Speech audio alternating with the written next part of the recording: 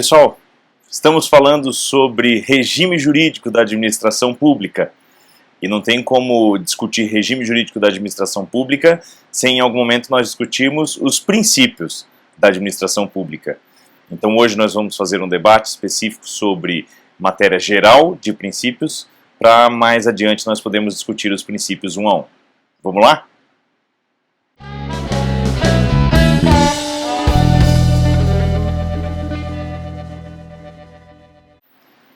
Muito bem, queridos. Todos nós já sabemos a importância que os princípios têm hoje no exercício da prática do direito, mas qual será essa origem?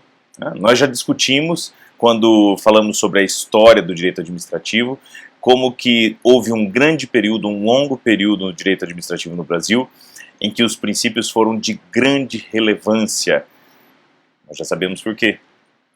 Os princípios, na verdade, eram a base que nós tínhamos para que se pudesse ter um debate sobre direito administrativo no período da ditadura militar. Justamente por isso que grandes autores do direito administrativo, como José Cretela Júnior, Oswaldo Aranha Bandeira de Mello, têm suas obras baseadas em princípios nesse período.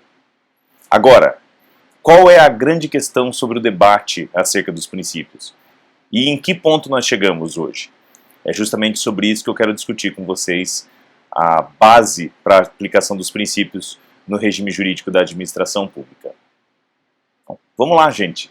Quando a gente fala sobre administração pública, nós sabemos muito bem que há hoje uma grande judicialização de todas as relações da administração pública com a sociedade. E aí que é a questão.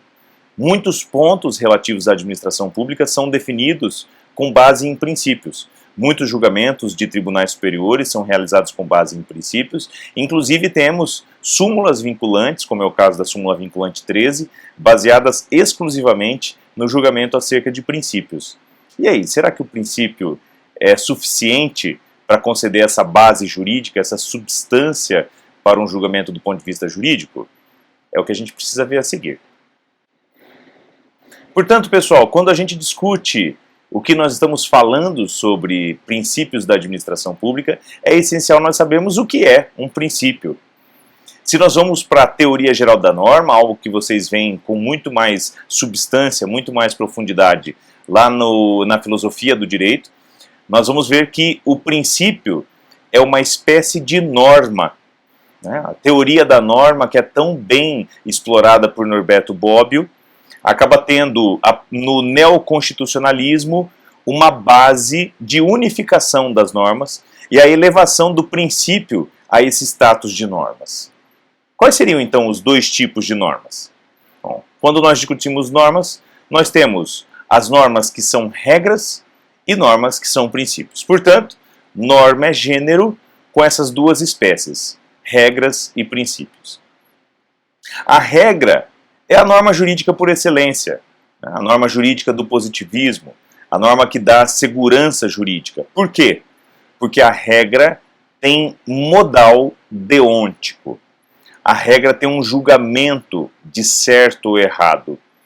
A regra conta com um fundamento para que nós possamos dizer o que é de direito e o que não é de direito. Qual é a grande peculiaridade, então, do princípio? O princípio não tem essa densidade jurídica. O princípio é um tipo de norma que é indicativo de valores. Há autores que diferenciam valores de princípios. Pessoalmente, entendo que isso é algo que já está no campo da ética. É um campo da filosofia, não é necessariamente um campo do direito. Agora, quando nós voltamos para os nossos debates, podemos dizer com segurança que o princípio constrói essa unidade de valores que orienta o nosso direito.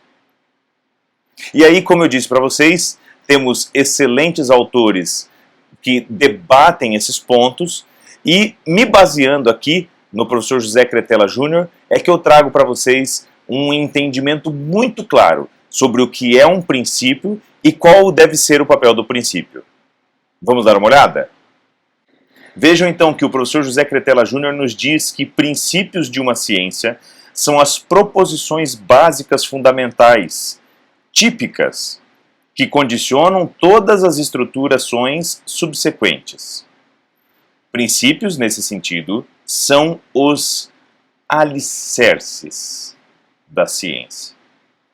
Princípios, nesse sentido, são os alicerces da ciência. Vejam, pessoal, que o professor José Cretella faz aqui uma metáfora muito inteligente do ponto de vista da engenharia civil. Ele constrói esse tratamento analógico com base na engenharia civil, dizendo o seguinte: olha, o que é o princípio? O princípio é a fundação. Princípios são os alicerces da ciência. Se a ciência fosse um edifício, se a ciência jurídica fosse esse prédio, o que são os princípios? Os princípios são as fundações. Os princípios são os alicerces. Ou seja, os princípios condicionam a construção das regras, que são as paredes, e a interpretação das regras, que são essas mesmas paredes. Vejam então que a grande importância dos princípios, apesar de muita gente não saber disso, é que o princípio não é regra. O princípio condiciona a construção da regra, o princípio condiciona a interpretação da regra, mas o princípio não é regra. Por quê? O princípio não tem modal deôntico. Não existe segurança jurídica em adotar um princípio como se regra fosse. Esse que é o problema. O princípio pode ser interpretado de diversas formas. E aí tudo cabe no princípio. Se você for dar uma olhada, eu recomendo que dê uma olhada nos julgados do Supremo Tribunal Federal baseados no princípio da dignidade da pessoa humana. Você vai verificar que existem julgados completamente distantes um do outro, em sentidos completamente opostos, e ambos os julgados são baseados no princípio da dignidade da pessoa humana. Por quê? Porque tudo é dignidade da pessoa humana. A existência da sociedade é baseada na dignidade da pessoa humana. O princípio não consegue julgar, então, uma situação de maneira clara. E aí você me pergunta: escuta, professor, princípio é importante ou não é? Claro que é. Evidente que é. Porque o princípio é o fundamento, é a fundação, é o alicerce. O princípio condiciona a construção e a interpretação das regras, não sendo regra. Então vamos trabalhar aqui com o professor José Cretella Júnior. Dá uma olhada nessa imagem aqui, pessoal. Vejam que quando o professor Cretella faz essa metáfora para nós, imaginem que nós estamos olhando para esse prédio. Estão vendo os pontos, as linhas pontilhadas? Elas indicam lá no final as fundações do prédio que estão no chão. O chão é toda essa parte aí listrada, rachurada. Vejam os alicerces do prédio, como que todas as colunas do prédio têm que ser alinhadas com esses alicerces. Caso as colunas e as paredes não estejam alinhadas com as fundações, esse prédio vai ruir, ele vai cair. Essa é a ideia do que nós estamos dizendo. Vejam que os princípios são os alicerces da ciência jurídica. Eles condicionam a construção e a interpretação das normas. As fundações de um prédio são os alicerces daquela construção. Eles condicionam a construção das suas paredes e a interpretação de suas paredes. Se esse prédio não for construído sobre essas fundações, ele vai ruir. Assim como as normas que sejam regras, que não estejam alinhadas com os princípios, não podem ser aplicadas. Agora, mantendo essa metáfora do prédio, vejam que os alicerces não são paredes. Se você chegar nesse terreno, e nós tivermos um terreno vazio, todo só com terra, e os fundamentos, as fundações, os alicerces já prontos, nós conseguimos habitar esse espaço? Não. Por quê? Porque essas fundações são insuficientes para serem aplicadas como se prédio fossem. É por isso que elas são essenciais, mas não são regras.